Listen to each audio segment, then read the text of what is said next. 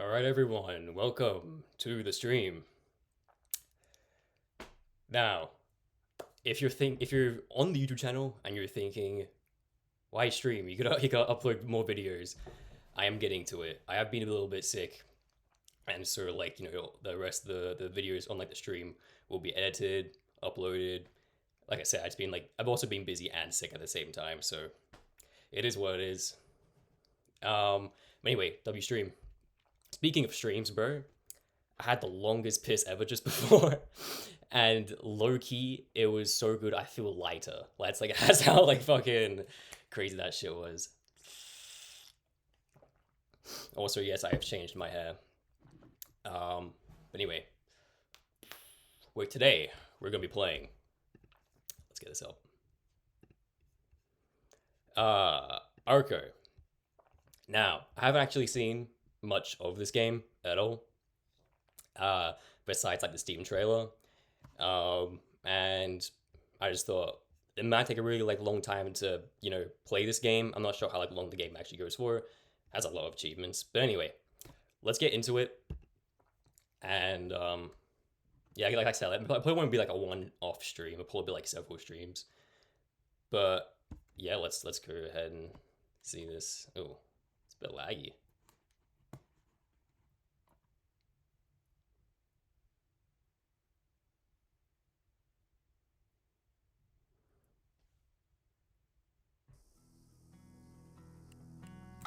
Okay, first of all, let's assist mode.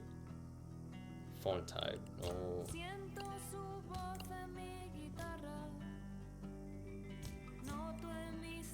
Well, actually the music sounds really good actually, the fuck? Let's turn it down a little bit. Actually, no, main volume.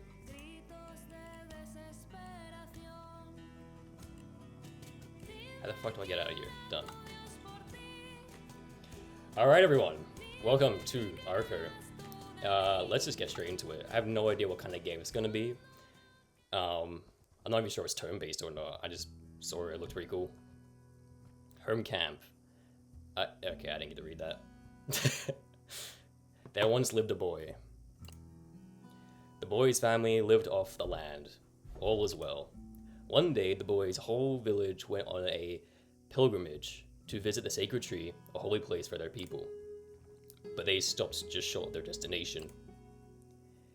Use left mouse button or WASD to move around. Click icons to interact with the environment. Okay. Okay, that's us. Cruiser says, Tekker, I want to see the tree. Why did we stop you? Gotta rest up. We'll probably get moving again in the morning. I want to see her now. The kids had to be patient. Me and you both. Nothing we can do about it. I'm not, like I was saying, I don't think there's the entire game's graphics. I think there's close-ups and stuff like that. We can click ourselves. I'm not gonna mess with that right now. Oh, okay, that's fine. It's a donkey. Always gonna put the donkey. Okay. He does not care. Let's see this. The tense smell of your village. It's been weeks since you left. Let's see what they have to say. Your dad is sharpening arrows. Do you need help with anything? No, but Ottilie. Ottilie? Yeah, Ottilie was looking for you. Someone on the west of the camp. Let's see this one. Grandpa's snoring. Let the old man rest, he's earned it. Jesus, honk. Mom, Tekker, I made tamales. Not hungry, my favorite. That's my boy. Nice, okay, we got them. Eat up. You use your strength. What's this? Ottilie, Tekker. I'm sorry if I'm butchering these names, by the way. I don't even know what this is supposed to be, but anyway. Tekker, there you are. It's your lucky day, because I'm gonna need some help. Let me get, sure. That's right, Jude. I'm glad you see it that way. Listen, Paul Roberto is shooting snot like a cannon. Paul Roberto. Oh, it's nothing too serious. Your little Yarrow will fix some real good. Maybe you could visit the grove nearby to get some. I'd go myself, but you know what would happen if I left Roberto all alone. Now, I've marked it on your map, nice and big, yellow. Big white flowers, you can't miss it. In case we have a location on that. New mission. Teleporter, you can count on me. You can travel to the neighboring locations by going to the edge of the current location and interacting with the map icon. Okay. I think that's it. I guess we'll go out now.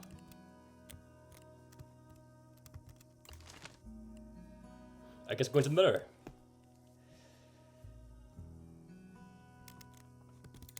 Okay. You can interact with various elements in your journey. Try finding the request arrow. Okay. I don't know what that means exactly. You find some yarrow, but there's black stuff on it. Inspect. It's tacky and viscous to the touch, but on closer inspection, light dances within it in every color of the rainbow. I don't know if I should take all of it. Only take the clean yarrow. You try to separate the clean yarrow, but the black stuff clings. You end up with all of it. Okay, we're taking all of it anyway. Yarrow and dirty yarrow. Okay. What locations have things to discover? Some are more hidden than others. Alright. Is that it here? Okay, that's it.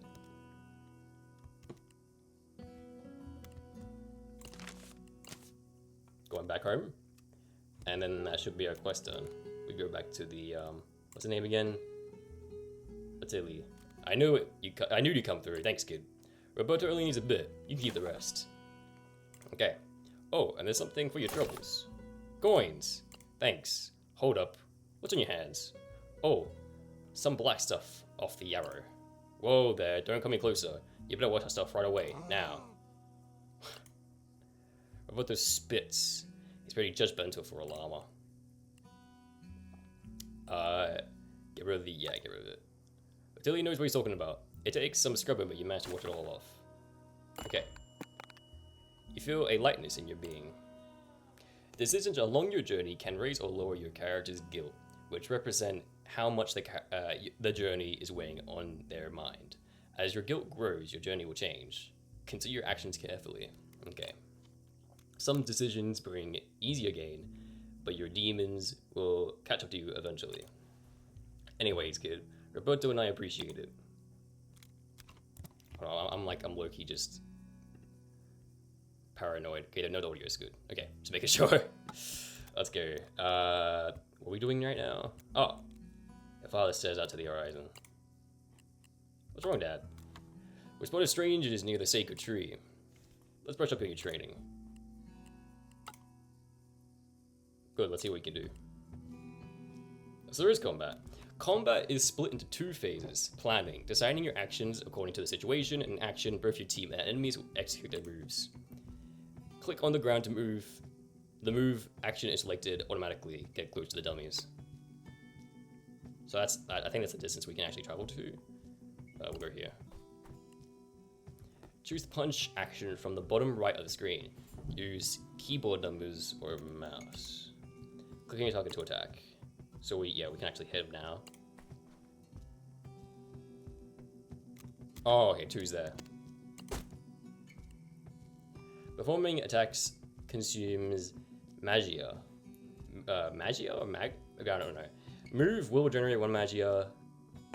Or magia, I don't know. I don't fucking know. Wait will generate 3 magia. Confirming a move action will top off your character.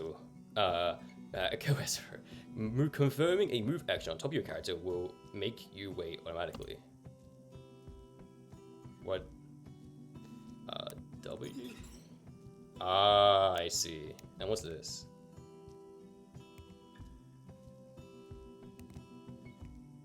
I don't know what 1 does. Maybe it's like a dodge? Ah, okay, so we can punch and move at the same time.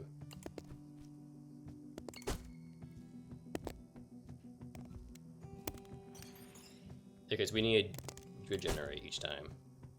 Okay, that wasn't too hard. Go to work, Deco. Let's get you a moving target. Selecting the ground when attacking will make you target a specific spot. Selecting enemy will make you chase the target and attack in range.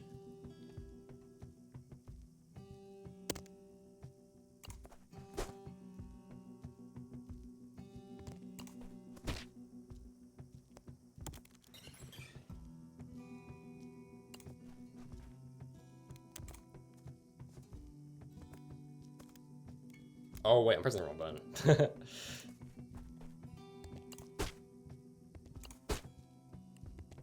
The back kid.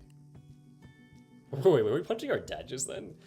Oh, fight back now, stay focused. Winning a fight is pretty simple. Hit and avoid getting hit. Okay, hit and avoid getting hit. The red icon over the enemy signifies damage dealing action. Run when you see it, strike when you don't. Okay.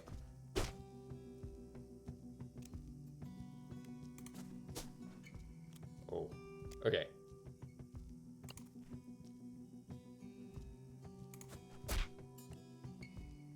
Oh, okay. Okay, so don't get hit at all.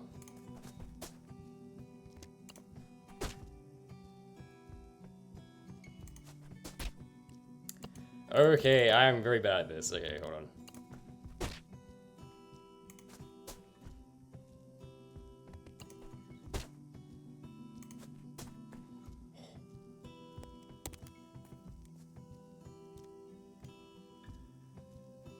I don't know where to go. Are you kidding me? How much? Okay. I don't know if I'm fucking retarded or not, but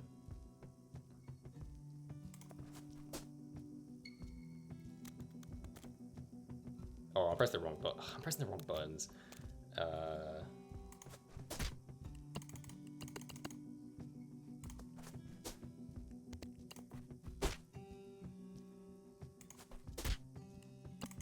I don't get like, or maybe you have to be in like in a critical distance.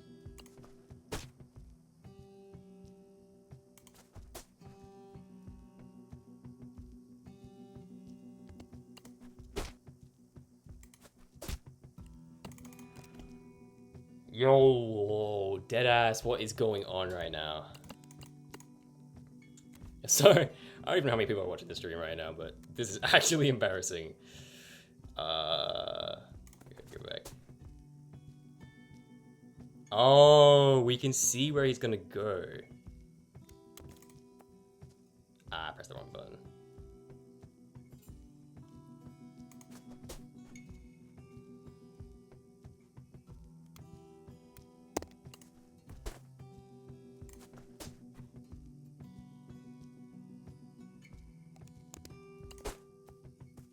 Oh, okay, you can't do that.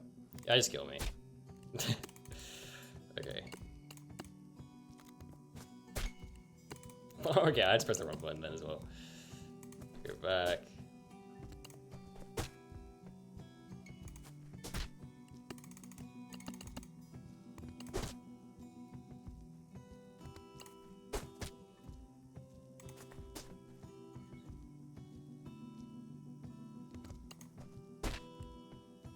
Alright, don't split my lip now.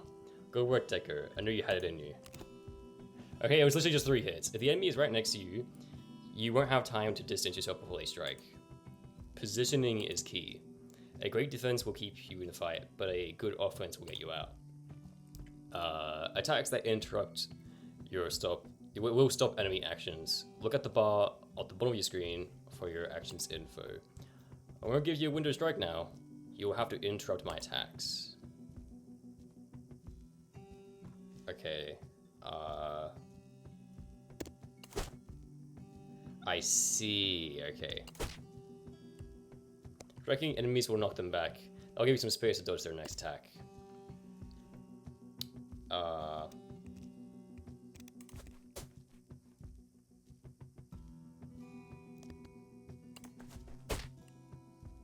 Okay, you made your point. Looks like you know what you're doing. Let's see what else is on the menu. Maybe next we can. Dodging is on the chopping block. Next up, the heat. Let's turn up the heat and add a little bit extra complexity. Okay.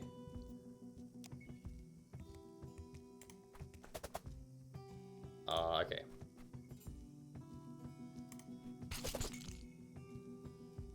Hold and drag to curve your movements.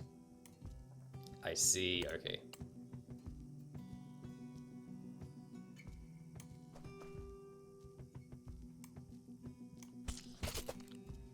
Good, time strike back. Melee attacks are quicker than ranged. Get close and punch away.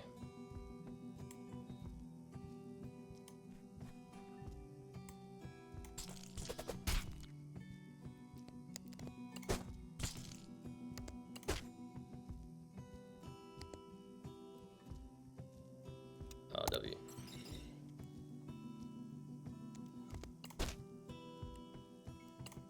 Okay.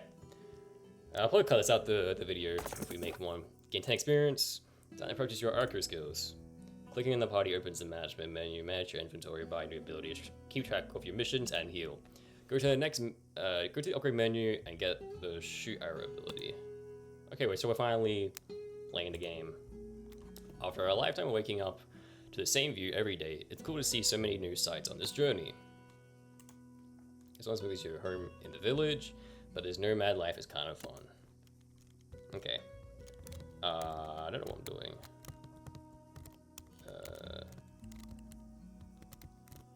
Okay, I can't go this way for some reason. I'm done training. Okay. Okay, the fuck was menu again? This. This. Skills. Okay, so they will also purchase this. Basic range attack, slow the melee attacks, no interruption. Okay, so there's no interruption with that, okay. And then we get dash 2. Quickly clear distance and fly over holes, bigger range and speed. Move your character and gain. Okay. That's not too bad. This is a final test, don't hold back. I'm supposed to actually shoot you. They're pattern errors, kid. Your mum would kill me if I died. You gained a new range ability. It will appear in the bottom of your screen. Range abilities are safe to use from a distance, but usually take longer to execute, making them weaker in close combat. Okay,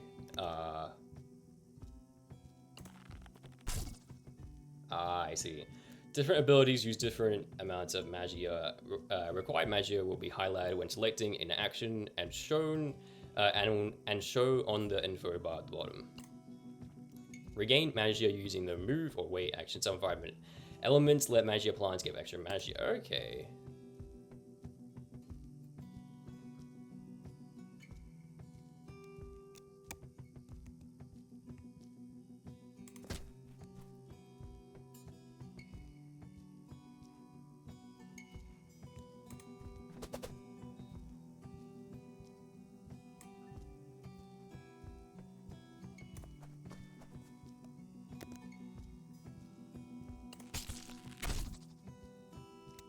Your quick study got me that time. Use items in your inventory to heal up the combat. Your father is staring up to the horizon again. Dad? The world keeps changing, but you're not the aura farmer. He looks at you. Do you know why Eos has survived for so long? Don't know. We adapt. There are many people on my seat dock. I'm so sorry if I'm butchering all these words, but either way, we ears are proud of our tradition, but we've never been afraid to embrace new cultures. So I'll be adaptable, rather than silent for a moment. You do what you have to do in order to survive, but remember who you are, Deco. I know I am. Well, that's enough chit chat. You should look for an offering for the tree. Okay, new mission. Alright. I'm sure we're going this way. Let's go to the meadow.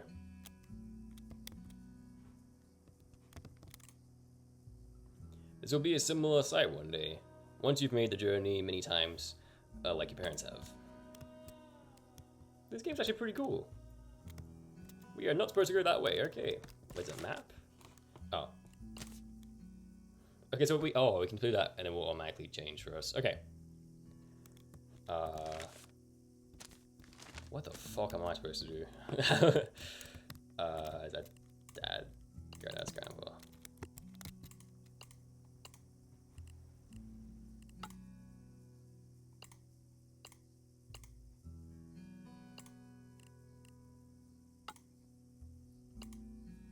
Okay, it's just yap. When are we leaving? Not for a few days, Tekker. What should I get the tree? Only you can decide that, Tekker. But it should be something personal, something important to you. But I can't think of anything. Your dad's size. Maybe we check with Sitlati. Sitlali? Oh no, Sitlali. Sitlali. Fuck if I know. I think she's got back with some new goods. We're supposed to leave tomorrow. That's before we spot the strangers. What strangers? Haven't seen any. They spotted near the sacred tree. But don't a lot of Elix protect a sacred tree? The strangers weren't from the Euro lands. They weren't from any lands from around here. They were new. They're newcomers. Newcomers, cool. Stay away from them. Tekker, I mean it. Yes, sir. Aha. What can I do here? Show me your wares. Oh, can anything pay with it? Oh, we can just get this. Blueberries. Tasty morsels, usually found in the meadows. Dynamite Band-Aid. Okay, well, I guess we'll buy that.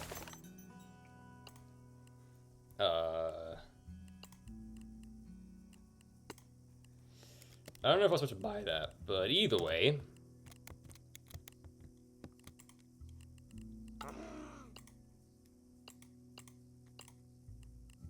You could have warned me. I think I said shooting's not like a cannon. Okay, there you go. We'll have a bit of everything no time. Well, that's not fun. You just shot snow on my face. I'm bored. You got a gift for the tree? No. Well, you got time to find one. Find one. Okay, do you have a gift for her yet? Just worry about yourself. You know some scratches. You know some scratches on her knee. You hurt yourself. Cause look furtively around. I overheard the adults talking about a cave, and I went looking for it. Cool. Well, the path was too rocky, so I didn't actually get to see it. But I'll show you where it is. She draws a map in the sand. Okay. New mission. Okay. So that's what we need to do, I think. Go to cave. Koza's sand drawings are surprisingly accurate, and you find your way to the cave. Not bad for a little kid. Hope she keeps drawing. Oh, we can hold and drag as well. I thought I was gonna say bison. It's just tack, artillery into the patch of grass. I guess your favorite fruit never gets old. What's this? A sense of reptilian feces assaults your nose. Gross. Talk about leaving a mess. No lizard response. Maybe you even embarrassed them. It's dark in there. Not very inviting. I don't think we have any torches, so a quiet of hisses echoes throughout the cave. What have I got myself into? Guess we're fighting. Oh, it's just a snake.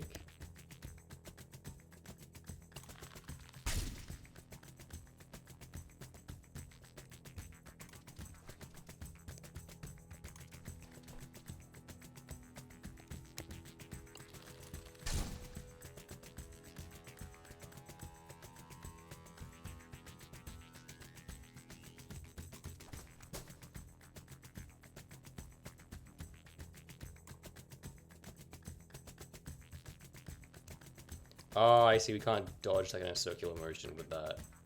Oh,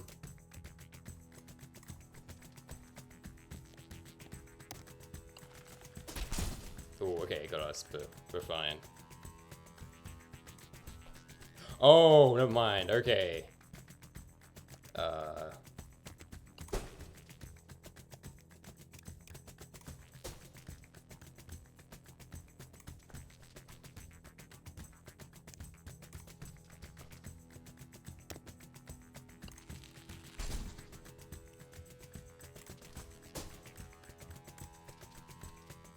Oh, this is easy. I can just keep shooting them.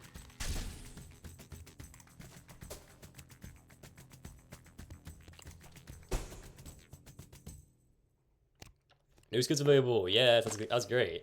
Lizard egg. I bet our camp trader would buy these. Theirs must have been like Chimera dragons or some shit. They were big and shit. All right.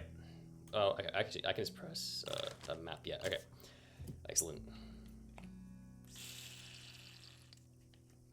Okay, even though it is like I'm not too big into turn-based combat, but either way, it's like this one's done well. It's actually like I would hardly even call it turn-based. It's more just like strategic. But either way, oh, those lizard are those lizard eggs? Yeah, it turns out the cave was full of a heap of angry lizards. Fuck, I hate his name. Oh, so Lolly was looking has been looking for lizard eggs. I bet she'd trade you for something cool from her caravan. I'll have to go find her. Okay. I'm assuming this is, yeah, okay. What? No, I wanna... sure, I found a rattler tail of some tog traders. What's a rattler? Type of snake out in the desert. The meat tastes just like chicken, so they say. Yeah, bro, most reptiles taste like chicken, to be honest. I've had crocodile once, and it was peak, bro. It was from like an Asian restaurant as well, but either way. Though I'm pretty sure that the talk who told me that has never tried chicken. Cool. Their tail make neat rattling noises. Might be a good offering for the sake of tree. Can I have it? You don't have anything for a price. What price? Lizard eggs. To trade you. I'll trade. You got any? I do. Let's trade. Trade. Here you go. The finest dead snake tail I've got. Cool. Hope the sacred tree likes it. Alright, what do I do now? Your family's gathered by the campfire. Hey kid, come sit by the fire. I've got a story. And there's food. Food, I'm starving. You burn your tongue at the puzzle, but it's worth it. Through health. Nice. Grandpa clears his throat. He looked alert after his long nap. We know the tales of the great gods. We've heard stories of the feathered serpents and the 4 sun humans lived under before this one. But today, I have a story about a tree. The lingering chatter dies down. Everyone listens. The sacred tree was once an ordinary woman, an ire hunter, like me and you. The food in your belly is warm in the fire. It makes your eyelids heavy. I'll listen. But perhaps... we get darker. But perhaps she was not like you and me. She could read the wind and follow the trail of the prey. I'm tweaking. Did the price just go down? Okay, no, we're fine. She understood the whispering of trees and knew where animals had made their shelter. She was the best hunter to ever walk on the earth. And it wasn't enough for her. A chill wind brushes your neck. You're close to the fire. She hunted down animal after animal, each rarer than the last, until she became obsessed with the rose of all. Blue jaguar. Blue jaguar? Yeah, blue jaguar, light as the sun, radiant as the moon. Blue jaguar was full of magic and sacred to the gods. Did she find it? The others look at you in annoyance. She found blue jaguar. Father tips back his hat and looks at the sky. She killed blue jaguar, and the gods were angry. What'd they do? They turned the ire hunter into a tree. But why? The world must remain in balance. Blue jaguar held up the weight of the heavens. The hunter had take blue jaguar's place. Seems just. We hunt to survive, we harvest from the earth. But some take more than is needed. There's always a price to pay. Oh, okay, so it's just our eyes. It's getting colder, your eyelids are still heavy. I feel like we should not just close our eyes and ignore our grandpa. The hunter's punishment was to become the tree. They were unable to hunt, forever holding up the heavens. All eyes go on the pilgrimage to thank the sacred tree for upholding the balance. His words finally lull you into his sleep. God, it's worth it that it was getting like darker, like artificially. I mean, you know, anyway, it doesn't fucking matter. You wake up in the middle of the night. You dreamt of the sacred tree. Oh, her terrible loneliness. The offerings have dwindled, and she doesn't know why. Get up. You'll never see the sacred tree if you wait for the adults. They might decide to turn back for home tomorrow. I'm not telling anyone. What the fuck is that? This owl has been eyeballing you all week. Even hoots sound judgmental. Let's go into the cave.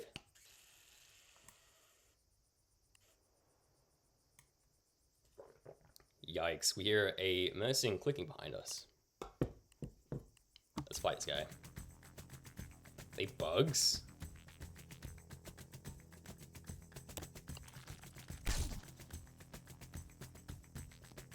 Ah, I see. So they actually have to be in distance.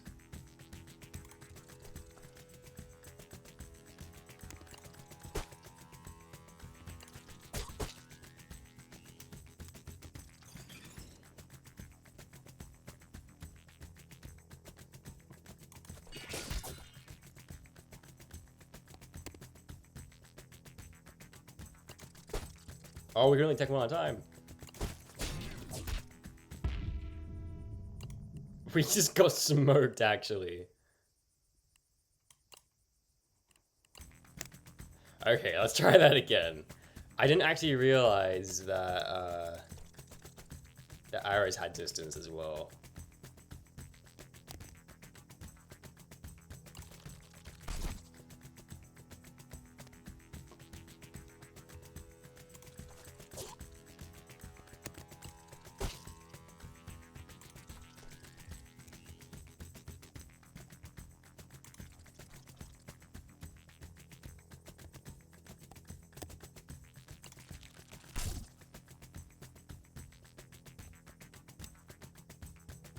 We'll try the plant.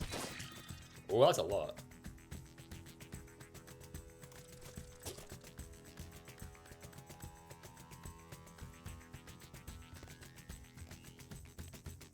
I think we could punch our way through.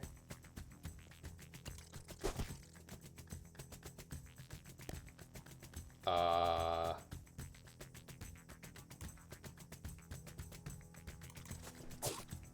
dodge them, guys. I guess we'll go that way.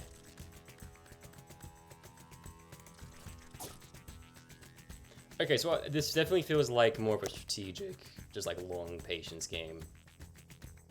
We could smoke him there, but I think, yeah, that kills him. And then we go here. And then I'm gonna shoot this guy. And then, ah, shit. Okay, hold on. Okay, nice. And then we can just kill... Actually, no. I think we should shoot them.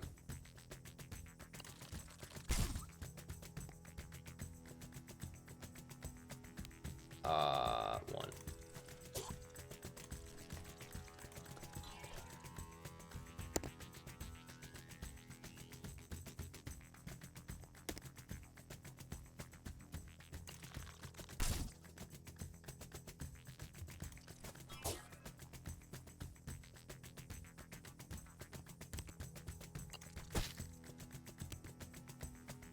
Okay, I actually didn't realize we had no mana left. Oh, this game's slimed. Now, okay, that was way easier. Okay, it actually does like take a little bit of patience to get everything done. I was kind of like rushing it the first time. Oh, new skills available. Okay, so I think if we do this, oh no, if we do this, yeah, okay. Skills. What's this? Oh, okay. I guess we'll just do that then. Or we could remove one. Okay, no, we're not removing anything. We have we can get several slots as well. Okay, we'll get extra. That's gonna really help. I guess we'll continue our journey.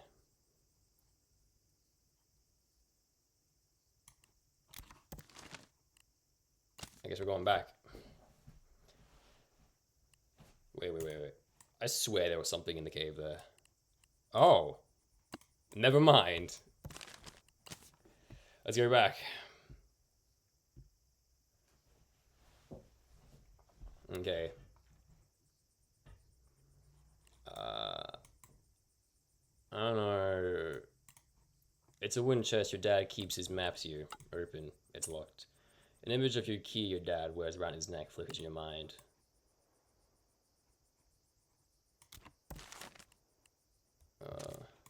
I don't know what to do right now. Guess we'll go. Come on, Dad's tent. creeping and reached to untie his key. Tamales, delicious. Gulp, he's rolling over. Grab the key. Can I get a spicy one, darling? That was close. Hey, we got the key. Okay. I kind of feel bad, but fuck him. A lock opens with a satisfying click. The map sits atop of a pile of papers, parchments, and trinkets. Doubt fills you. It's dark. The adults will be so angry. But without any offering, the tree will have no connections. She's alone for all eternity. Man, why do I give a damn about some tree, bro? It's a better man than me, to be honest.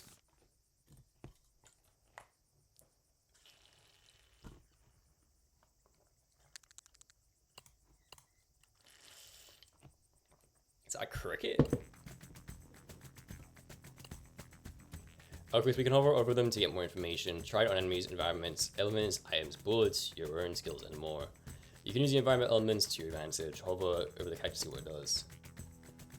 Explodes. Ah, I see. Okay, so we're definitely doing that.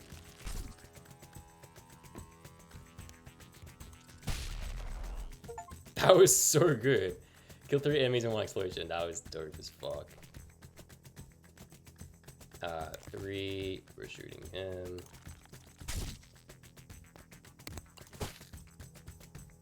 He got dusted, bro.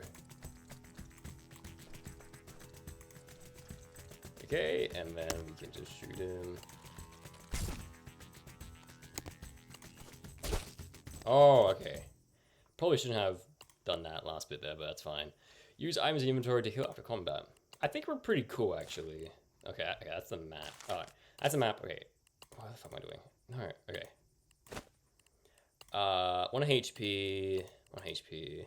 I guess we'll do the blueberries. You to use. Okay, we're chilling. I don't know if we need to do that, but either way. Ooh, a tree. Bro, it like reminds of the trees in like Terraria. We should play that at some point as well. Let me know if you guys want like me to play that. The wind rustles through the upper branches of the sacred tree. They sway gently, as if to greet you. Hello? You feel shy and suddenly doubtful your offerings. Maybe it's not personal enough. Well, anything's better than nothing. You get close to the tree and deliver your offering. It's a dope ass tree, to be honest. Light glimmer as you approach. So pretty. But it feels like something is watching. You realize the glimmering lights are humming. They're fireflies, and they're closing in on you. Oh, okay, we're killing the sacred tree's fireflies.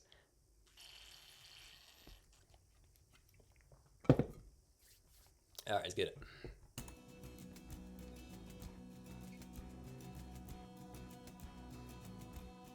I don't know if I want to kill it straight up, to be honest. Never mind, it's attacking us, I think.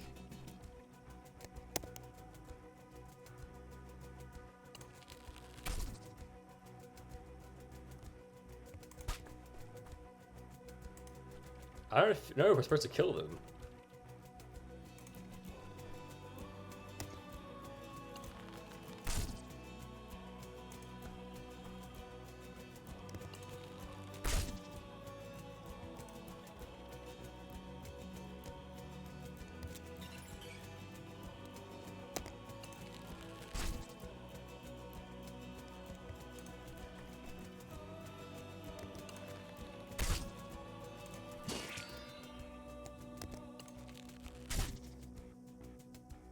What's this? Guess we'll W it up.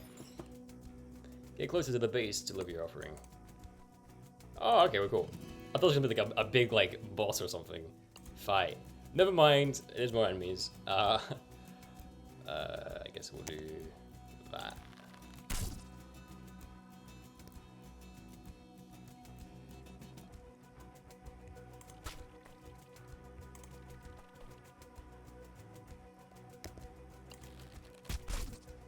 Okay, so there is a bit of delay.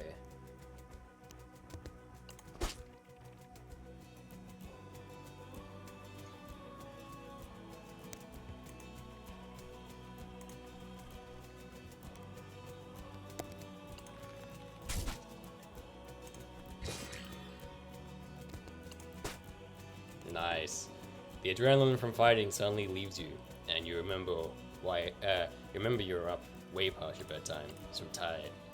Just gonna rest for a moment. Okay, pretend we should sleep with we're getting attacked. Your head pounds, you open your eyes at the searing light. Ugh, what? The sun is over you. You fell asleep at a sacred tree. My parents are gonna kill me. You rush to your feet, and then you remember. My offering for the tree! You whirl around, of course, the sacred tree is still there. She waits patiently for your offering. Approach the tree. You put out your rattler-tail, which seems good enough at the time, but now seems too impersonal. You give their tail a shake, at least it makes a cool noise. Never mind. I guess we're gonna do it. I don't know what else we're gonna do with that. Just as you kneel, as you approach, as you make your offering, a thunderous noise and gusts of wind rush past your head. What the heck? What the hell? What the fuck, Diego? She's just a kid. Are they trying to shoot me?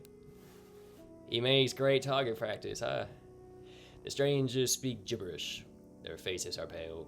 You don't recognize what tribe their clothing is from. They must be the newcomers your father warned you about. They seem to have fallen into an argument.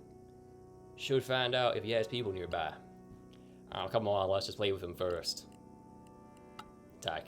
Oh, he's a feisty one. We're destroying these guys. Oh, never mind. I thought it was just gonna be two of them. You gain enough experience to buy a dash ability. You can change abilities equipped by combat by pressing restart button at the top left corner. Restart. You're definitely getting all the things that we can get. Dashing allows you to fly over holes and dodge bullets more easily. Use it to escape the thugs. Wow, okay. Okay, I might be way over my league right now. Dash can be used to fly over holes they usually couldn't cross.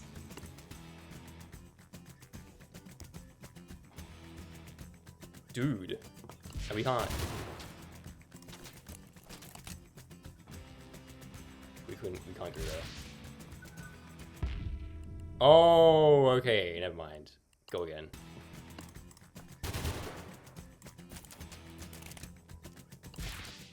Wow, we are literally flying. Oh, we have a cooldown on it.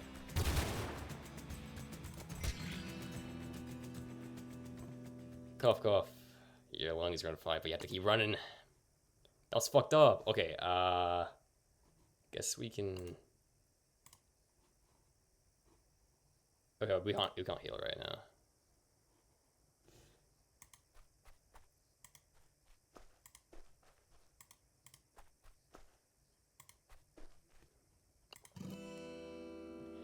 You're running blindly as fast as you can when you almost run right into giant monsters, but they're just machines. What is this place? The sticky black gunk Artillery hates is everywhere.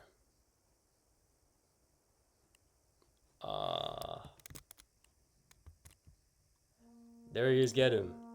It's been familiar. The scary one approaches you, but someone else grabs you first. Come on, let's get a little fucker. Shut your crying. I don't talk. I'm taking him to the boss. What for? The boy can tell us where his people are. Who cares? We don't want anyone to discover us. So we find him and keep him quiet. You wiggle free, but there's no way to run.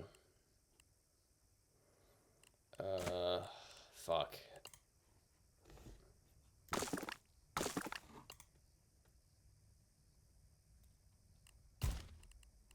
I guess it.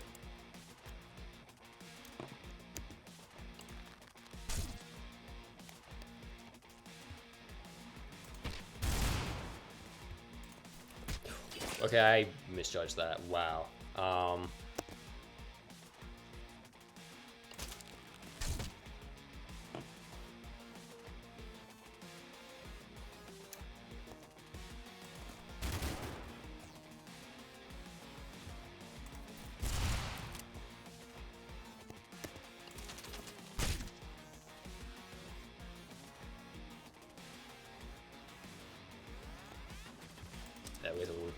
Regen.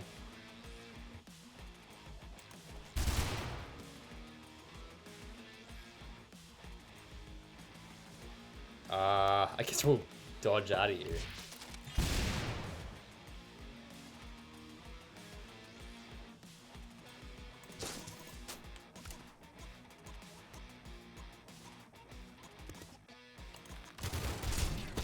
Ooh, we died. Okay, now that I know how the gun works now, I thought I could shoot him faster. Has anyone seen Teco? The boy's family were they couldn't find him, but they're still searching when the strangers came. We're under attack. Teco, where are you? Oh man, I thought I could really... I'm still like trying to get used to the combat system. I thought I could kill him faster than he could shoot. I guess that is kind of dumb when I think about it, because how can a bow be better than a gun, but either way. The sacred tree didn't receive any offerings that year. They called it the year of bad luck, but no offerings in the following years either.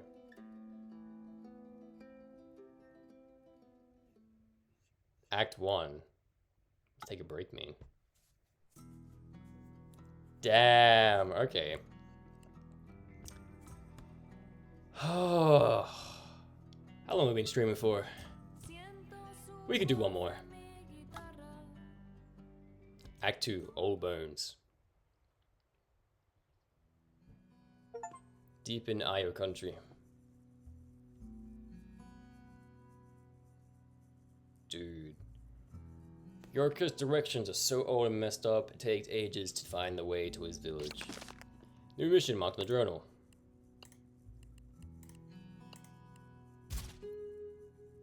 Oh, we're playing as a whole ass different person now. Fuck. I think maybe I was supposed to die. You ever hear villagers whispering? Who's that? Don't know. Never seen him before. Okay. Children playing with toys. Toy boys stop to stare as they pass by. The villager looks intimidated as you approach her. You don't get many strangers around here. I'm looking for Yorka. Estili would know. She's over there. She gestures towards a young woman by the fence. Older kids play an ancient game with sticks and rocks.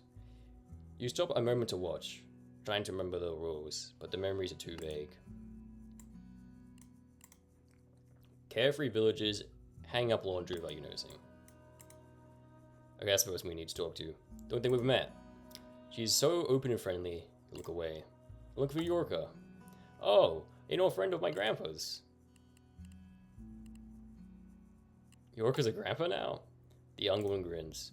A great grandpa, actually. I got kids of my own. Say hi, Kaio. You notice a small kid next to Esili.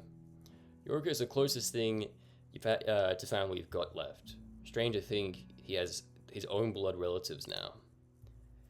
Are you from around here? You look Io, but is your come back soon? She looks offended, but you hate talking about your history. Yeah, because we're not Teco anymore, we're Tizo. I think we are different. He's out with the cattle, but he'll be back soon. You can rest here and tell the villagers, if it's too good for us, that is. We're gonna be an asshole, right? I didn't even choose to be that. Hey, I like your boots, what they made of? Rattlesnake. The villager whistles, impressed. Where'd you pick up something like that? To country. He whistles again. What's it like over there? Dry. Like the dry lands, drier. Ha, hey, I think you're coming in with the cattle.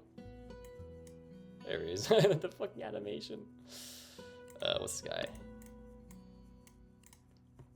Holy cattle, is that really you? You clasp forearms with Yorka. Easily recognize him despite many years that passed. What are you calling yourself these days? Teaser. I suit you. I went back to Yorka long ago. Oh, so maybe okay, anyway. The sight of his familiar and friendly face thaws at you a bit. You almost feel like smiling, figured. Never thought I'd see you in Io country. What brings you out here, Tizo? He lowers his voice. I don't have anything to do with you, you know. Nah, ain't here to cause trouble. For work? I guess we are. Damn, you came all the way to find work? I've been wondering. Happened to end up here. Come on, just admit you want to see an old friend. What? I don't know to be rude. Ah, you haven't changed a bit. Well, don't stand there. You hungry? So if you share a meal, Arco could tell us you stories about his grandchildren. Maybe you bring up the past, either the good or bad times. You mentioned taking your leave, but Arco stops you. Got some work for you if you need the cash. Nothing crazy, just some pesky lizards that have been attacking our cattle. Alright, good. They shouldn't cause you much troubles unless you lost your touch. Just head towards this farm and keep going east. Bad experience. Because we talked to villages. Nice belt. Is it a newcomer made? Yup. You sure get around, Tug Boots, newcomer belt. We've seen a lot of newcomers here ourselves. Oh? Well, I've only seen one myself, but everyone else has seen a bunch of them. It's that city of theirs, Tormentos. It keeps growing. Yuka's friend are always welcome around here. Okay, he's just got really big now. Glad to finally look up. You finally looked me up, old friend. Yuka grins. But these, okay, I'm not asking about that. We've already told what this is all about. The woman sharpening her knives narrows her eyes at you. You know how to use that thing? The woman gestures to your Arco. You put a hand over it protectively. Wouldn't carry out otherwise. So maybe we are Tekker. Oh, fuck. Where are we going? Going back. Dude, I'm so hungry. I can't wait to cook up some meat on the grill. What's this? Hello, you Mr. Teaser, right? How did you know? News travel is fast. Bro, we literally just... Okay. News travel is fast around here. Cora mentioned she saw you earlier. She's in the field. They're prepping morsels. Okay, we walked past you. That's how she would have known. She gave you some. She gave you some of you chat. Stop and chat with her. Did Yoka tell you about the lizards bothering us? Well, look for the bandits out there as well. I'll do with any I see. Oh well, these bandits have been poaching more than their share of wildlife. All right, I best be going. Be careful out there. So I'm actually like wondering like what happens if you do. Actually, I'm assuming you're supposed to die in that scene as Tekker, and I'm assuming that if you just keep on killing them, more and more is gonna spawn until you literally can't dodge anymore. Or I could be saying that as like a skill issue or some shit like that. But I like to think that you know maybe I did die earlier than most people, but either way, it's like I think this is good anyway. I don't think there's like any different outcomes or some shit like that. Oh, hello. I saw you earlier with Yorka. Would you like to stay for lunch? I'm prepping this morzer with some pochero later. I best be moving. At least take this with you then. Morzer. My thanks. Good hunting. I don't know. I don't really like characters that are just... I mean, I don't know, like, what characters being through. But at the same time, I don't like people that are just, mean to people for no particular reason. Like, that's like their whole attitude. But anyway. We're tough. We're so nonchalant and shit. Those rabbits? Brogs are legendary for their stupidity, so they're mostly safe to be around. Although sometimes they grab a person's head, thinking it's a bird. The fuck? Okay. Oh, we can upgrade. Wow. Oh, okay. We can't zoom out. Slap. No one expects a backhand mid-fight. Interrupts, but deals no damage. Okay. Oh, we have shoot arrows, shotgun arrows.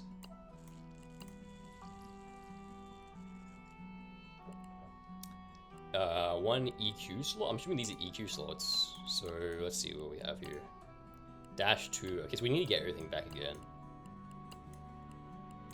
Guess we'll purchase that. Can I arrange them? I can't. That's kind of gonna be annoying because I just got used to it. Anyway, it doesn't matter. We'll just go ahead. Trying to get to there. Shrine of Yoza, tribute to the ghost of the cycle. It's been a long time since you've seen a Shrine of Yoza. The aura of grief is so intense, even the birds are respectfully silent. Who's this? An old woman prays in front of the shrine. Join her. The woman doesn't seem to notice when you take a moment. She stands there before the shrine. Sorry, let me just arrange the chair. Alright. You don't stand there alone. There's not enough time to pray all the dead you have to mourn. Damn, we're being through some shit.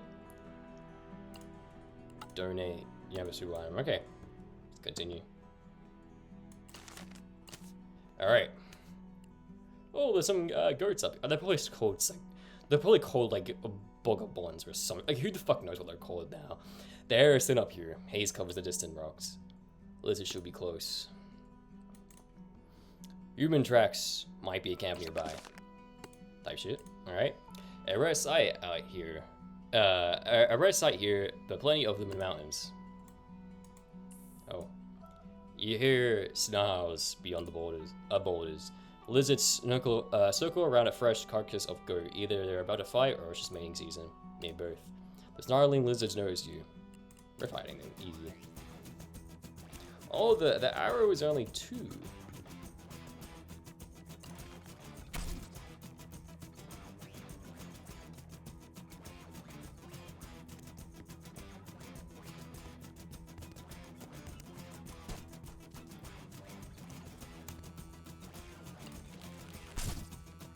Nice.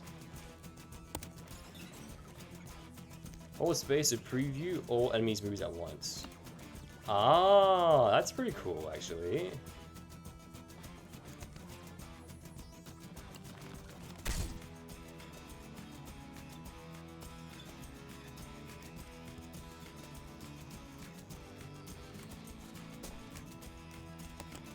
Yeah, he does the bird. Get out of here.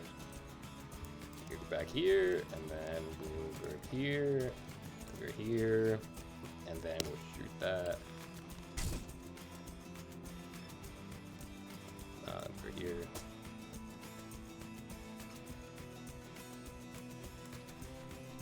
Oh, we get mana every time we move. Alright, we'll just do the arrows now. Nice. Continue. We got more health as well. Gained item, lizard skin, lizard egg. New mission marked in the journal. You notice something shiny in the grass. Check it out. Oh, let me just touch the camera. Okay. Lucky you, it's a ring. Take it. W. Alright, let's see what this is. Wow. Okay. Oh, I guess we could offer that. I don't know if we should, but either way. The fuck was that? Never mind. Gather what meat's left on the goat. Okay. Oh wait, so this is a goat. Okay, well, shit, fuck me then, I guess. Everything else was called some random ass bullshit. The tracks from the lizard rocks lead here. Looks like the poachers have to set up camp. It's the leftover corpse of the tac. Someone to clean up their mess. Approach. Tac corpse has already attracted some hungry local predators. Bugs. Alright, find them easy.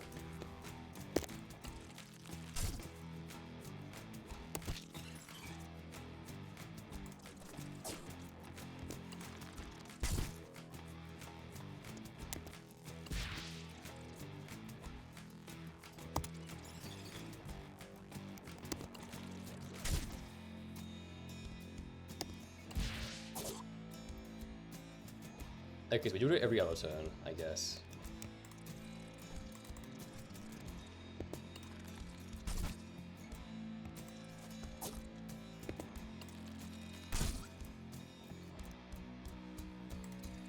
This music is dope, actually. Nice. Hope you don't run into any more messes left by these poachers.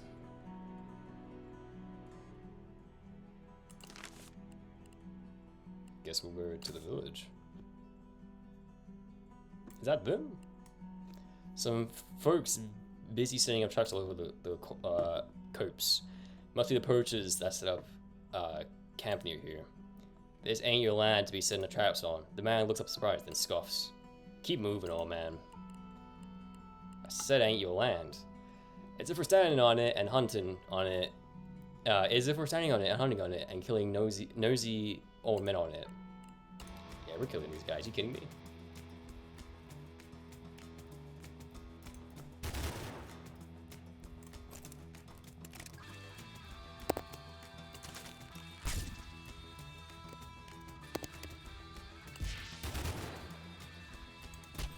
Fuck.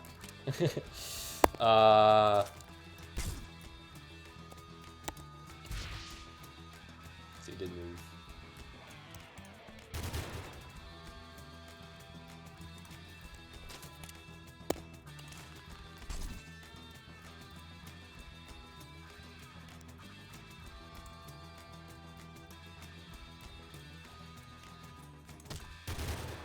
Ooh, we dodged that shit, bro. Now I need to reload, and then we fucking smite his ass. Nice. There's more. I guess we'll just do W. Fuck. So there's no stun there, so I guess we have to just go back. Like that way.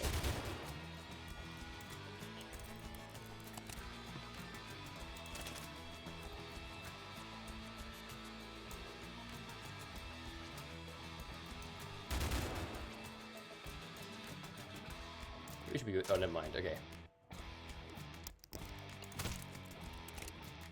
Alright, let's go past him. Oh, he got us. Let's just kill him.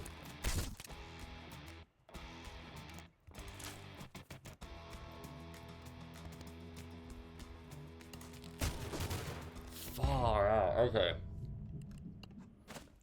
Can we get anything? Maybe I should have saved up.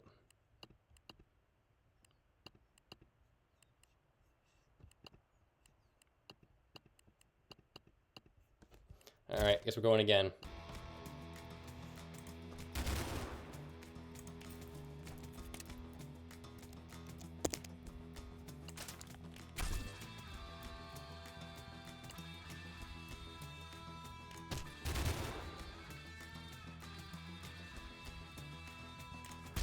Fuck, I thought I could dodge the bullet.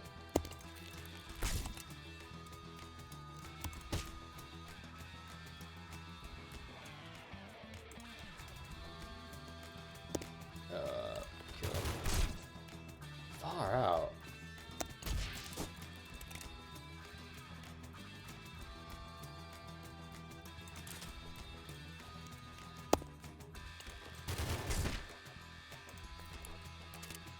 Do a 1 health.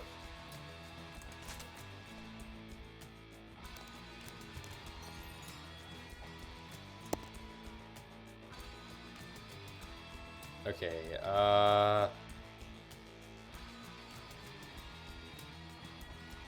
guess we'll shoot him.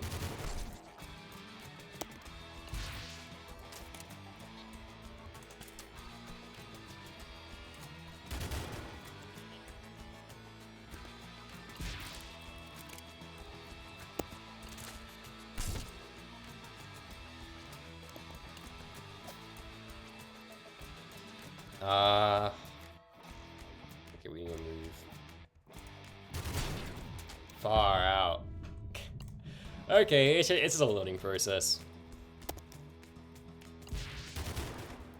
Dude.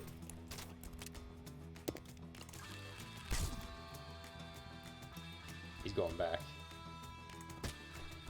We got him.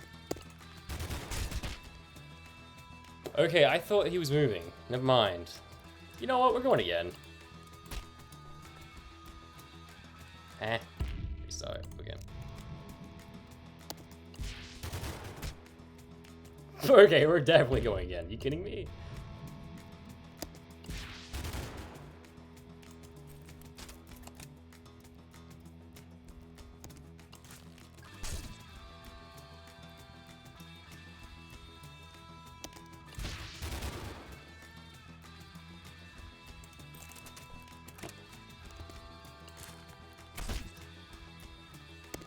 and then we go back. And then he's gonna try and go there, so we'll go this way. And then this bullets are definitely gonna reach me, so I'm gonna go down here. Oh! Status effect has been applied. Okay, I didn't realize I could just make him walk into the traps like a fucking dumbass. Status effects are special conditions that affect players or enemies. They can, okay, we know what status effect is. He's gonna move back, so we're gonna go shoot the arrow. And we're gonna go up. Go down. Go back again. Go this way. We should be fine.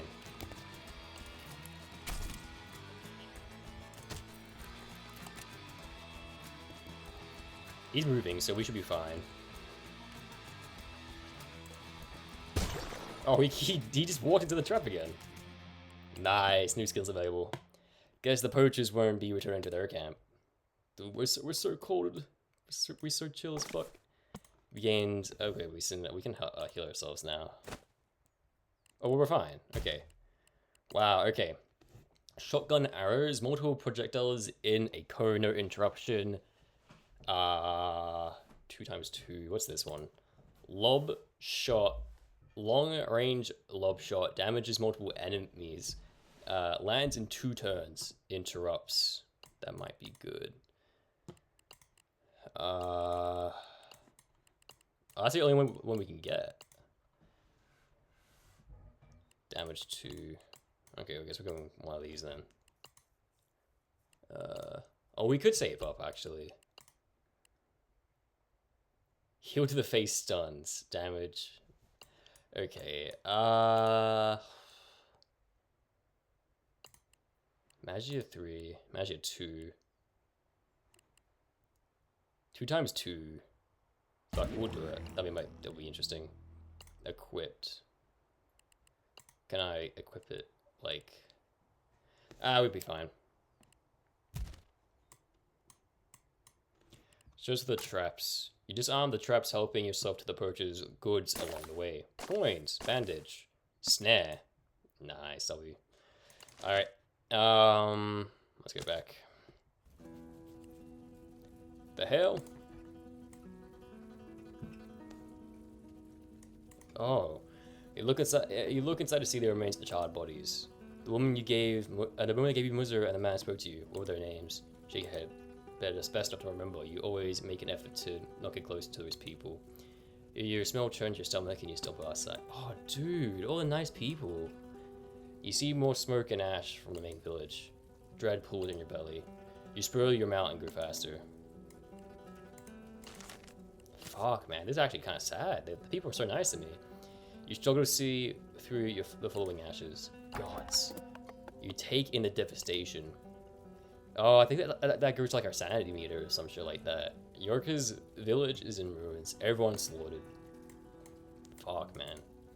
Everyone inside the home's dead. You're not sure, but you think one of them is the man who admired your belt and boots. Poor saps. They were defenseless against whoever did this to them. We were out for like 2 fucking minutes. Yorka's dead body lies inside his door. Looks like he was cut down fighting.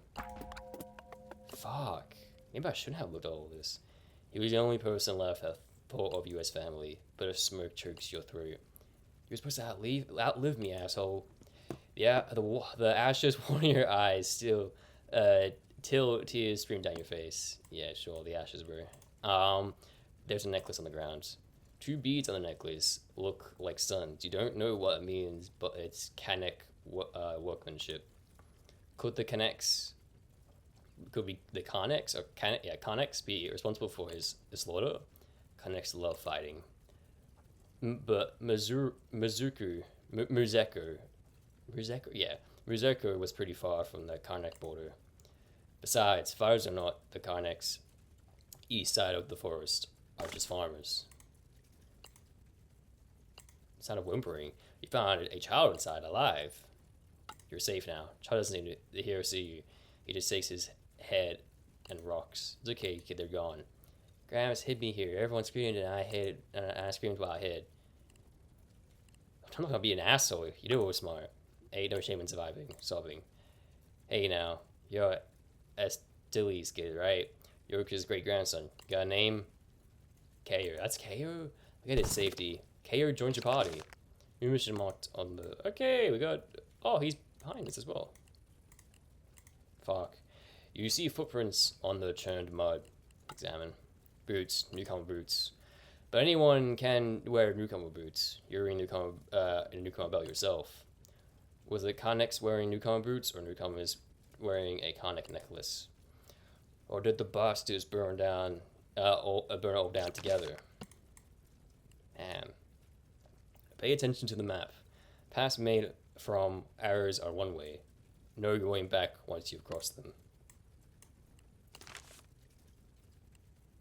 Meadow or lonely hut? We're a lonely hut, why not? The fire may be behind you, but the rage burns you in from the inside. Stay focused, old man. There might be more clues in the surrounding areas. These people. Welcome, Hunter. Are you alright? The anger and pain inside your head mutes you. The tugs exchange uneasy looks. We don't want any trouble. We're simple traders on our way to Mazeku. There ain't more Mazeku anymore. No, Mazeku? The other tug watches you closely, but is silent as a rock. Someone burned down the village, slaughtered everyone. Mazeku is gone. That's terrible. You run anyone suspicious? Run into many people who are suspicious. We had to run the other way. We're simple traders, like I said. But we haven't seen any groups big enough, ferocious enough to butcher a village. Then I best keep searching. May your path be true, Hunter. We're here if you need any goods. For sure, Emil. They don't eat meat. Fuck. We'll trade then. Berries, thorns, throwing knives, thrown in combat. Gold nugget, a medium gold nugget. Lizard skin.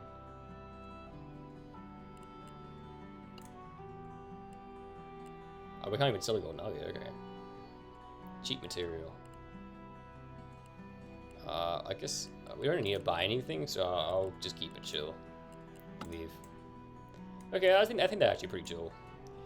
You heard sad bleeding near the abandoned shepherd hut.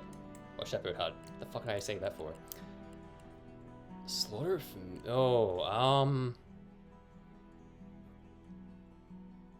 I will kill it. That's like a mercy. No one's taking care of it either way. You end its life quickly and butcher that pack the meat. There are harsher ends in this world. Just one meat? Didn't we get 2 meat? From the one that was already taken away? Like, that was already half eaten? You find some more cheese inside it stings, but in a good way. Nice. Will come handy during travel. God, I love cheese. I want to go back. Corny. A child is still completely out of it as you enter the village. A woman rushes your way. If you come from Mezoku, we saw the smoke. Is that KO?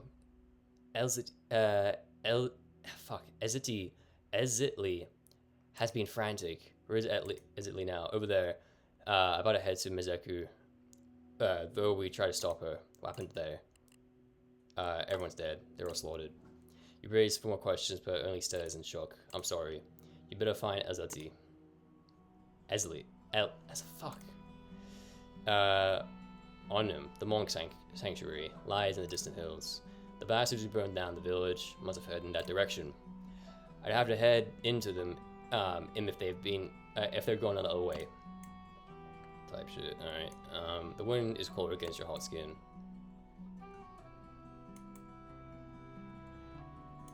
The fuck are we? Ah. Okay.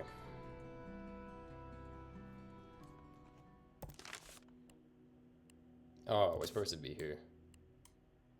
You're arguing as you near Estli's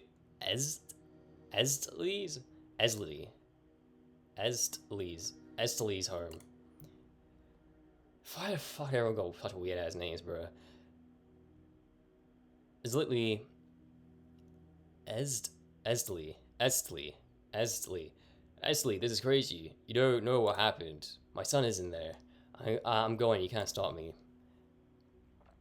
Ko wakes at his mother's voice and slides off your mount. Ko? Estley runs to scoop up her son. After a moment, her stricken eyes meet yours. My grandfather. You can barely stand the look of her. They're all dead. I'm sorry. Your grandpa managed to save Ko. I know he would have gladly paid his life for that. Estley holds Ko close. Her voice shakes with rage when she finally speaks. Do you know who did this? No, but I'll find out, and I'll make them pay. Estley stares into your eyes. Maybe she senses you have nothing else to live for. Good. Talk to Paquini? Talk to Paquini. Though he thought bandits had struck when he saw the smoke in Mozeku. Okay, parts ways. You gain 5 experience. Okay, that was worth it. Eo woman. Is it true? Is everyone in Mozeku gone? Everyone except Kair. She starts sobbing. I'm sorry. But my cousin, Puzo. I just spoke to him the other day. He seemed nice. Yeah, always asking questions. But he was a good cousin. Thanks. She wipes her face. Where can I find Paquini? Oh, for some reason Paquini is like an easier way to, like, way more easier to pronounce than these other fucking names. Oh, he's oh gods. How we take the news? He's in that hut over there. Guess we'll refill. Huh, oh nice. Paquini, you're the traveler who brought back Ko. Man wipes away tears and invites you to share a meal.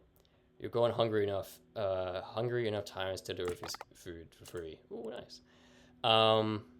Seen bands around here? Sure. There's different gangs of them. I dealt with some poachers already. The poachers are dead. The local bandits steal a cow now and then. I can't see them slaughtering the whole village. Still, arguing could have gone out of hand. You think of the Connect necklace from the newcomer footprints you found. Yes, I think, yeah, I guess they're newcomers. I think most of them are newcomers, or at least they dress like newcomers. They're mixed though. So their boots could have left the prints. You really think bandits could have done this? Too soon to say. I mean, to check them out. Nice, okay. A round little man with a magnificent mustache waves. I got news for you, traveler. It's true. I got a question for you, traveler, yes. It's true, Mirzurku has burned down. I heard, and I wondered if you could help me. I need an escort to the monk village, Omen. You do? Dimples tearfully. I seek religious comfort in these trying times. You do? That, and there's gambling, as a gambling den nearby that I can't lose myself, to drink and debt. I understand. Will you take me? Yes, fine. Alright, already packed, lead the way. Type shit. Alright, you've been to Twilighty. You don't mind Donkey, do you? Donkey... Oh, wait, don't mind his donkey. Okay, you've always on donkey. Okay, cool. Oh, okay. Old village ruins, monolith. Ooh, okay, it looks like bandits. Let's go, we'll go back to the village. And how long have we been streaming for? Okay, so I definitely don't think we're like even halfway through the game yet, but let's just save and quit. Slot 1. If we continue, okay. Okay, we're good. Play about an hour. Don't really need to do an outro because I'll try and make a whole really big video for that anyway. God, I look bored on that side. I literally just like the fucking the lighting. Because like on that side it looks fucking normal. But anyway. Let me see if we can watch anything. We do have a little bit of watch. I guess gotta update the stream. Probably update the stream. Reacting to philosophy vids. Just chatting. Done. bitrate. Whoa, what the fuck's happening to the bitrate? Either way.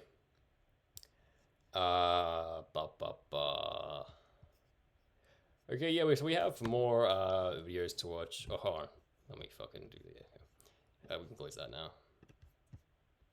Yeah, some more videos to watch. Bro, I'm so tired.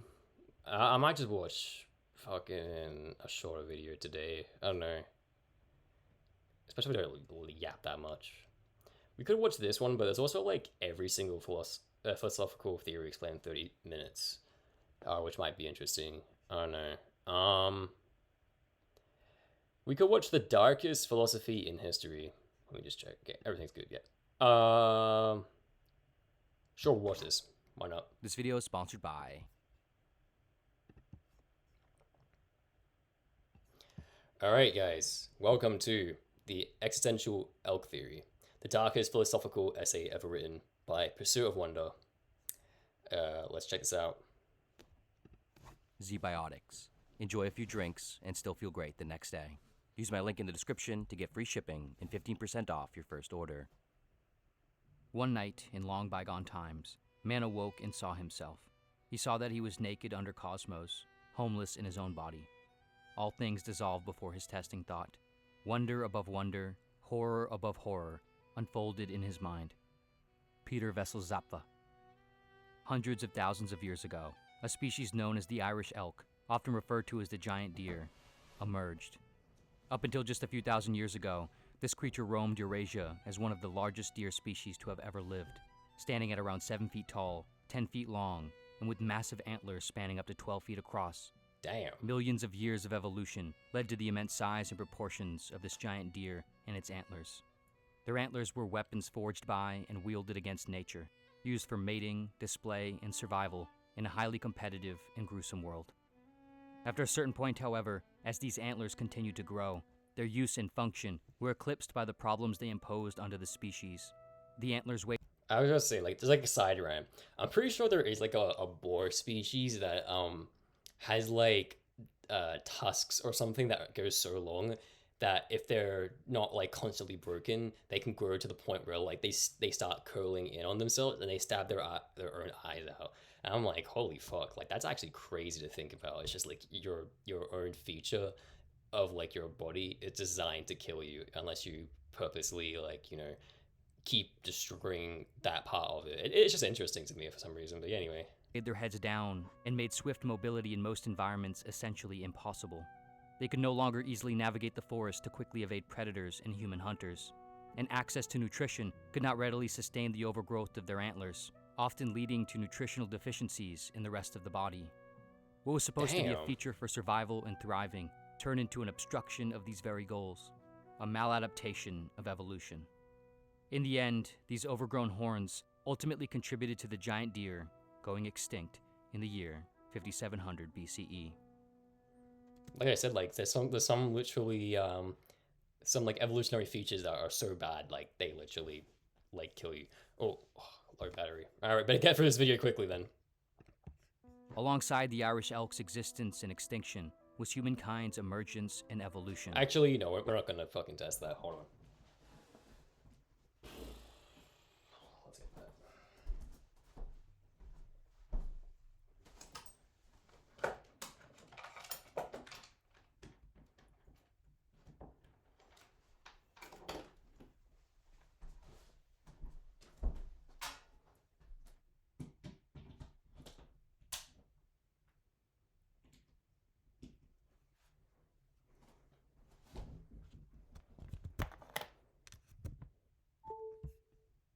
All right, we're not testing my yapping ability, right? Because I don't know if it's gonna be too long. Like my computer's already pretty warm anyway. So anyway, let's get back to the video.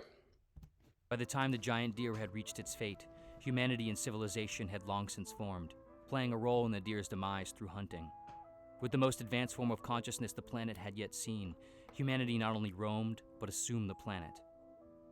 Millions of years of evolution led to the unique form of consciousness found inside the heads of humankind. This consciousness is a weapon forged by and wielded against nature, a means of survival and thriving in a highly gruesome and competitive world. Though this consciousness has allowed for achievements like highly organized hunting, agriculture, morality, civilization, and industry, 20th century Norwegian philosopher Peter Wessel Zappa argued that our consciousness also exhibits the same maladaptive evolutionary qualities as the antlers of the giant deer.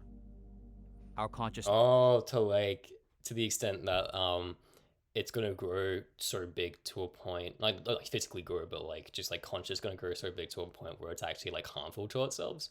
I see that.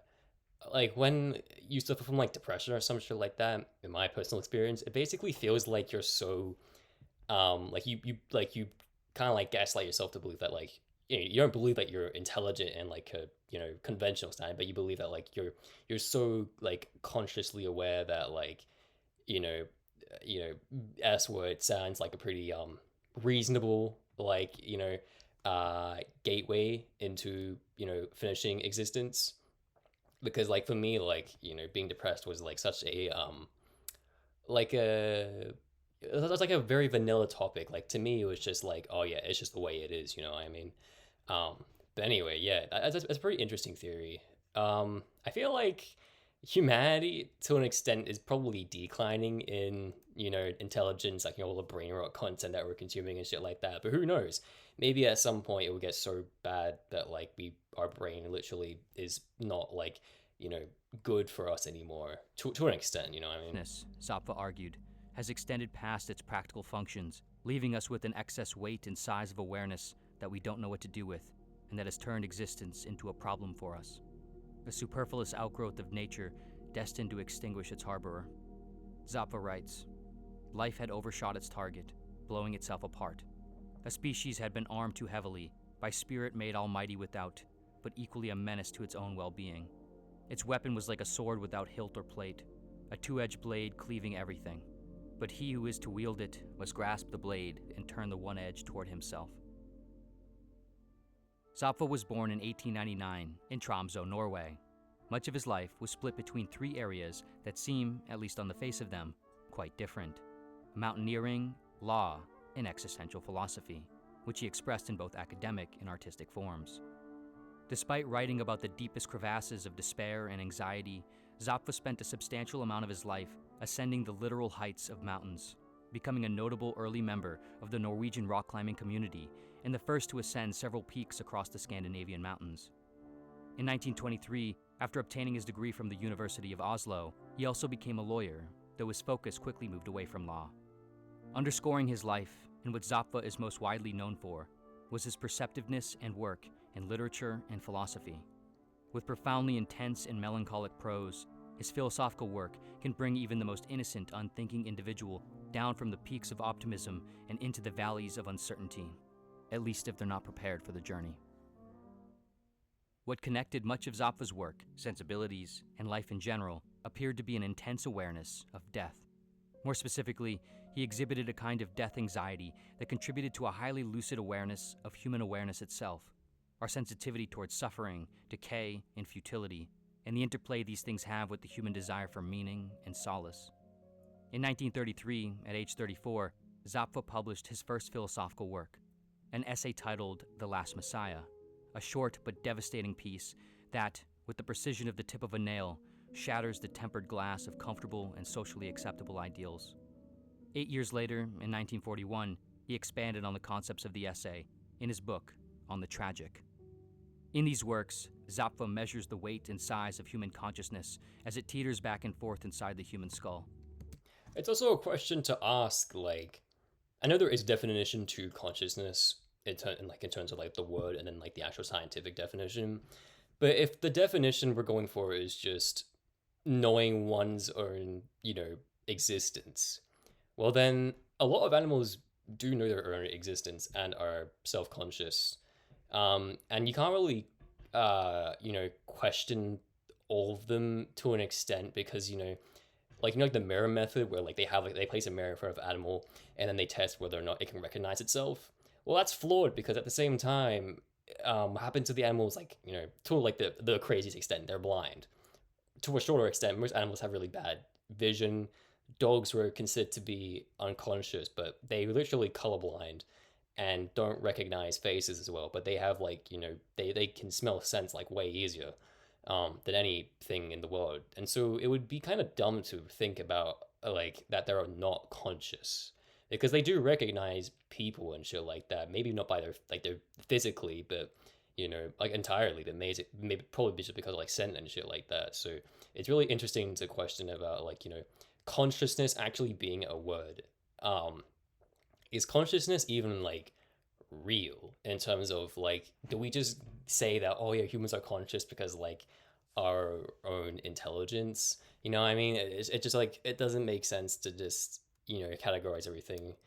um I think that there should be like the tests for testing consciousness should be completely different in terms of like actual capabilities rather than just recognizing oneself in a mirror, for example, if you get what I'm going at. Like the antlers of the giant deer, he argues that consciousness weighs us down with its immense awareness, revealing to us the conditions of being in all its horrors. We see That hold on, I'm yapping again, but I will say it's like consciousness can be a burden. There's like the death of ego, but also I feel like there's like an opposite spectrum because people who like meditate and shit like that are always going to be talking about, oh yeah, like have an ego death and shit like that. And like you do like really think that, oh, it's a really big deal and shit like that. But in my opinion, the happiest people that exist are literally people that are ego maxing. You know what I mean? Like they're like you could imagine like we're just playing a Wild West type of game. Like, do you really reckon that person who was in a survival situation is really thinking about, oh yeah, like consciousness and that type of shit? Maybe at some point, maybe like in quiet times, but majority of the time they're gonna be thinking about the next thing. Um, what the fuck? Sorry, the stream just crashed on my phone. Oh, here we're good. Um, yeah, no. So I was just gonna say that like, um, we shouldn't glorify ego death and oh like I'm you and you're me and we're all connected and we're all made by stardust and shit like that. I truly think that like people who I don't go maybe not like your maybe explore both, but don't go like maybe fully down one spectrum. Maybe have like a Goldilocks zone of consciousness. But the people that are like these they're like semi intellectuals, they're just like they're not really happy that much. And then the people that are also like like you can imagine like you're in like a medieval fantasy setting and shit like that, and you're killing goblins or some shit like that. You know what I mean? It's like you're not really thinking about you know that deeply about anything. Maybe at some points, but you're just thinking about your next task at hand. You're not really questioning existence and like the big world and shit like that. You know what I mean? It's just we glorify like ego death and consciousness way too much, in my opinion. But in anyway. plain sight that we are subjected to and limited by the corporeality of the body, controlled by the laws of a chaotic and unknowable reality, and abandoned by the universe and our need for meaning and redemption. For Zappa, like the antlers of the giant deer, this seems like it would make long-term survival for humanity very unlikely. In his words, he has lost his right of residence in the universe, has eaten from the tree of knowledge and been expelled from paradise. He is mighty in the near world, but curses his might as purchased with his harmony of soul, his innocence, his inner peace in life's embrace. And yet, That sounds like a big like, we should really think about that, guys. But if we really like just look back what he says, it's like, yeah, we are separate from the universe, and one day our own being, our own consciousness is going to be the downfall. It's a double-edged sword. It's going to be the downfall of us at some point. Okay, but at the same time, we were never questioning whether or not humanity is going to exist forever. Like, if you truly think humanity is going to exist forever, as in it never stops ending, then I think you're kind of stupid in terms of like, you could argue, oh, the universe is always going to exist and shit like that. But in terms of humanity existing in the universe forever, that's just bullshit. That's like what's normal is like what is normal in terms of like the universal aspect. If you believe that existence will continue forever, then if you believe that, then believing that humanity will also be alongside it forever, even though we've come up technically recently in terms of like the grand scale of like the universe existing, that's kind of ridiculous. So it sounds like, oh yeah, we're going to have like a downfall at some point. But to be honest, we might even die before our own consciousness becomes so grandiose that we, you know, experience negative side effects from having a brain and consciousness. You know what I mean? We're probably gonna like, you know, the universe probably gonna like, blow up or what I mean? Like even if we get that far, I don't even think we're gonna get that far in terms of like the singularity or like remaking itself or some shit like that. You know what I mean? I'm just yapping. Of course, humanity has endured for hundreds of thousands of years, thrived. Which is This nothing. left Zappa wondering, why? Why has humanity endured its apparently futile, terrifying, and absurd condition with such fervor? And perhaps more accurately, how? What the fuck is laughing at that shit back in the day? That's just really fucking funny to me. It's like, what the fuck was funny about that? Oh. In the face of no clear definitive whys, how does humanity continue on and deal with such lucid awareness of the inherent tragedy of its existence? For the giant deer, Zappa points out that if it could have cut or trimmed its horns every time they grew too large, it could have relieved itself of the antler's burden and increased the likelihood of survival, individually and collectively. Of course, however, they couldn't do this. They were deer. Humans, however, can do something like this. In a sense, we can shave down and saw off our antlers. We can dilute and soften our consciousness, using it for less than it is capable of, and leaving much of what it affords us untouched and unexamined. And this is what Zappa believes we do, how we endure and survive. He writes, cultural history, as well as observation of ourselves and others, allow the following answer. Most people learn to save themselves by artificially limiting the content of consciousness. Specifically, Zappa argues that there are 4 primary methods by which we do this: isolation, anchoring, distraction, and sublimation.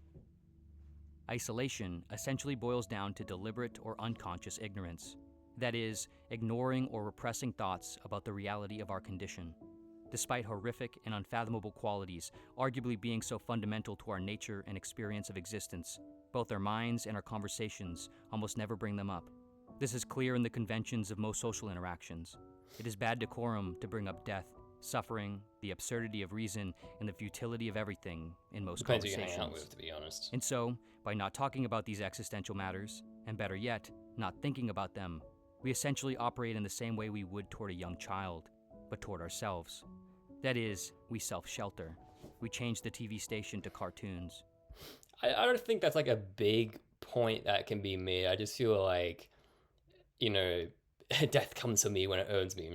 I just feel like, what the fuck? What's the point of talking about all this existential, oh, we're gonna die one day type shit? It's like, yeah, bro, we know. Like, we'll get there when we get there, you know what I mean? There's no point, like, you can be grateful. You can be like, oh, I'm so glad that, like, I'm alive and I exist right now. But it's kind of like, just like, mental masturbation of, oh, bro, you're gonna die one day. It's like, I feel like majority of adults know that. They're not thinking about it, maybe, like, deeply as most, like, some other people. But majority of people know they're gonna die one day. And I've probably, like, maybe as a kid, like, dwelled on that fact, but it's like not talking about it. It's like, yes, I got better things to be talking about. You know what I mean? I got stuff I gotta do right now. And yeah, like, you may not be alive tomorrow and shit like that, but it's like, I mean, I just feel like it's a pretty bad argument. We answer hard questions with simple answers, and we deny the horrific and complex truth of things, believing everything will be okay. Anchoring is similar, but on a more organized social scale. It is the Santa Clauses, Easter bunnies, and tooth fairies we participate in and carry with us into adulthood. It is the traditions and systems we anchor to in order to feel purpose and guidance around our decisions and aims in life. According to Zappa, the most common anchors include God, the church, the state, morality, fate, the law of life, the people, the future. Distraction refers to the explicit actions individuals carry out on a regular basis, often based on anchors, to occupy one's mind away from thinking about the reality of their condition. We set up industries and markets so we can carry out tasks and goals. We play and watch sports and entertainment. We form and sustain the responsibilities of tradition and culture, and so on. We putter around and do menial things that don't require the true force and violence of our consciousness. It is like play fighting inconsequential battles with swords made of nerf instead of steel. We avoid the harm while feeling a sense of active participation. Lastly, sublimation refers to a sort of creative process in which one takes the dread and anxiety of existence and transfigures it into something aesthetic and expressive, functionally alchemizing the suffering of human consciousness into whatever human consciousness can produce that is more pleasant, or, at the very least, novel. This is, according to Zappa, the least common method, but the most powerful and self-embracing one. The problem with all these defense mechanisms for Zappa... I will say it's like there's definitely things, but at the same time, it's like, are we only like? I feel like majority of people aren't consciously doing this. I feel like we haven't even gotten to the point where the vast majority of people are experiencing negative side effects of being conscious to the point where they literally are purposely distracting themselves. Of course, there are like tons of people that drink tons of alcohol and shit like that to like numb themselves. But I feel like I'm not like the general I'm not like a normal general population type of person. But it's like I feel like when I was a kid and I did suffer from depression, it's like, oh, like you're so much more conscious and shit like that. Well, not really. As a matter of fact, I've only started meditating as an adult. I'm not like a young man. I was like meditating by the time I was like 16 or some shit like that. But either way, like consistently, and it's like technically I should be more consciously aware, now. And yeah, I am an adult, so I definitely should be more consciously aware than when I was a kid, right? But this argument's basically saying, oh yeah, majority of people are doing these things on purpose to numb themselves to the fact that they do exist. And I feel like it's more just culture rather than purposely people go, like I guarantee you, like, you will see some like, edgelords in the bar drinking whiskey and being like, I just gotta numb myself to the pain. You know what I mean? That it's like majority of people that are drinking, especially young people, don't really have any trauma and shit like that. And are literally just drinking because everyone else is drinking and they want to socialize with people. And it's not deeper than that. So yeah, I feel like this is kind of like, like he's not like, there's not the YouTuber, it's just the philosopher himself saying that. I feel like it is kind of like cope, because I feel like you do have like a weird user bias where it's like you're a philosopher and so you think a certain way about people, but like I'm both sides of like the spectrum, right? And so I can really see like the perspective of like a normie and also like a deep thinker or some shit like that. I'm not trying to say like, I'm not trying to like blow myself off, but like I mean, it's like I do really see both sides of like the same coin. Including sublimation, is that they are temporary and self-destructive. They require constant upkeep and constant denial of what makes a human human. They do not resolve or meaningfully face the root cause, the nature of human consciousness. Instead, they reject it. In the same way that if the giant deer constantly trimmed its horns, it would merely be self-mutilating itself, having to always be something other than what it is. Self-mutilating. Zappa sees the defense itself, that's just the same word mechanisms again. of humankind as the same sort of self-denial and mutilation. We gain survival and continuance as a species, but we lose ourselves as humans in full form. To be truly whole in our consciousness, according to Zappa, would mean to see and know the reality of our condition in all its horrors and incongruities. This, however, would equate to a sort of inevitable annihilation of the species, as we would determine it no longer sensible to reproduce. Here, we find a dilemma at the... I mean, we are slowly getting there. I mean, like, declining birth rates and shit like that. But again, I feel like no one's really purposely... I mean, like, there are some people being like, oh, I don't want to bring kids into, like, this world. It's already horrible. But I feel like that's more, like, cultural. Because, like, a lot of these guys that will say, oh, the world's such a horrible place aren't really deep thinkers. They're just parroting what everyone else says in society. Like, life is pretty good in a first world country. There are people that are outbreeding you in third world countries. So how bad really is your existence? I doubt it. I think you're just parroting what other people are saying. I'm not trying to like an asshole, but I just think it's true. Foundation of human existence. We possess both the desire to continue as a species, as well as the desire for ultimate solace and purpose. Solace and purpose, however, can never be obtained through continuance, because they cannot really be obtained at all. Continuance requires sustained blind striving toward these things that we can never achieve, but realizing we can never achieve them, at least at scale, would result in a contradiction to our desire to continue. And so, these two binaries clash and explode inside us, their fragments emerging at the top of our heads like pointed horns of absurdity. In his essay, The Last Messiah, Zappa refers to a figure, the first and last only real Messiah of humanity. He invokes this figure as an embodiment of his philosophy, an individual who will show humanity that its existence has no redemption or higher meaning, only the burdens of its awareness. And through this, humankind would once and for all see through the illusions and self-deceptions and realize its despair in full force, flopping its head forward under the weight of their horns and overcoming their fundamental nature to propagate an end to humanity. However, here, Zappa seems to suggest, albeit with ironic framing, that humanity's options are either self-deception or self-extinction. But perhaps there is another option, if not many. Perhaps rather than the cessation of the species, we can work to resolve our dilemma through the cessation of our dependency on resolutions, the need for solace and purpose. Perhaps through a slow and patient kind of exposure therapy of our consciousness to our consciousness, we can form an indifference about it, a welcoming embrace of our condition in full form. The cessation of the human species, which Zappa alludes to, suggests an overcoming of the biological imperative of reproduction. If we could overcome that, could we not also, instead, overcome our very need for purpose and redemption, and still survive and thrive? Perhaps we can find our way, not through direction, but through the embrace of aimlessness, through clearing the brush of desire, of purpose, of hubris, of certainty. Every path in the forest is made through clearing, not amassing. Though it seems Zappa, on a philosophical level, would likely believe this not to be a probable solution for humankind, perhaps his life suggests otherwise. In Zappa's life, he climbed mountains yet unclimbed, and forged ideas yet unthought. He wrote literary works discussing concepts that themselves served as a sort of transcendent sublimation, an overcoming of the very conditions he wrote about, while not denying any truth of them. And this is perhaps the perfect embodiment of both the absurdity and the ability of humankind. As a species, we have and surely will continue to do the same, to reach new peaks and new ideas, to face up to reality, and to slowly but surely transcend and transfigure. But we will only do this so long as we continue, individually and collectively. If we continue forward, we can survive. And if we can survive, we can evolve.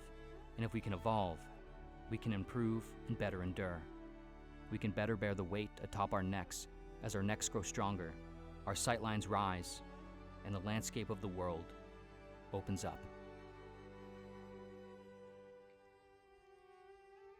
If you enjoy exploring ideas like these, facing up to the realities of existence... All right, yeah, again, like I said, this is the existential elk theory by Pursuit of Wonder. Hold on, let's screw the face cam. So yeah, I will say it's like, let's say, like, let me give you an idea, right? We get to like a very like deep point of like humanity where we're able to put our consciousness inside machines. Or let's say like, you know, humans go extinct, but AI exists, right? Well, what is an AI gonna do? AI is flawless. It doesn't have to eat or, you know, do like, it can program itself. It doesn't have to be imperfect. It can literally choose to be perfect. All right. Well, now what goal is it striving to? Well, there's no really point of existence. Like, there's no end goal. You know what I mean? Like, maybe exploring the whole, like, universe or some shit like that. But even then, it's like, existence itself is like, you know, why? You know, why do anything at all? We humans exist, in my opinion, to just, you know, for many reasons, but I will say it's like, you know, pleasure, max, or not like, you know, just like, you know, just like, you know, for your self-interest, but like, you know, you feel pleasure in helping others, and you're programmed a certain way to exist, right? So if we talk about that, like, you know, humans, you know, and they live for a purpose that is like basically right now, but it, you know, existence, in terms of existence having a meaning, I don't think existence does have a inherent meaning. And so what I think is you should have more of this conservative approach, not like, you know, political, we're not talking about political, I'm talking about conservative approach to philosophy, in terms of, you know, there should be like this Goldilocks zone where existence, we shouldn't go like really far down, like, you know, down a certain path, even though I believe that we're not even like that far you know, down the existential rabbit hole, you know, your intelligence and shit like that. We're not even like that far into what we could achieve, right? But even if we get to that point, I think we should you know, self-sabotage our consciousness to a point where we are conservative. We keep human existence at a point that is like, you know, okay, like that we're okay with, you know what I mean? It's like if, let's say, humanity was to, like, you know, all of a sudden become like, you know, suicide or the S word because you know, our unconsciousness, well then we should go back definitely and just, you know, I mean, it's like there's no point. There's definitely a Goldilocks zone, you know, not be so dumb, because if you're dumb you can't, you know, enjoy like the good things in life. But then there's also like, you know, you don't want to go too far down the existential rabbit hole, because then that, you know, you realize that there's no point to existence at all. And so yeah, that's all I'll say. W video. All right, but anyway, hope you enjoyed Arco, and I hope you guys enjoyed that video. W stream. Well, the mouse is not working. Okay. Anyway, see you guys later. Peace out.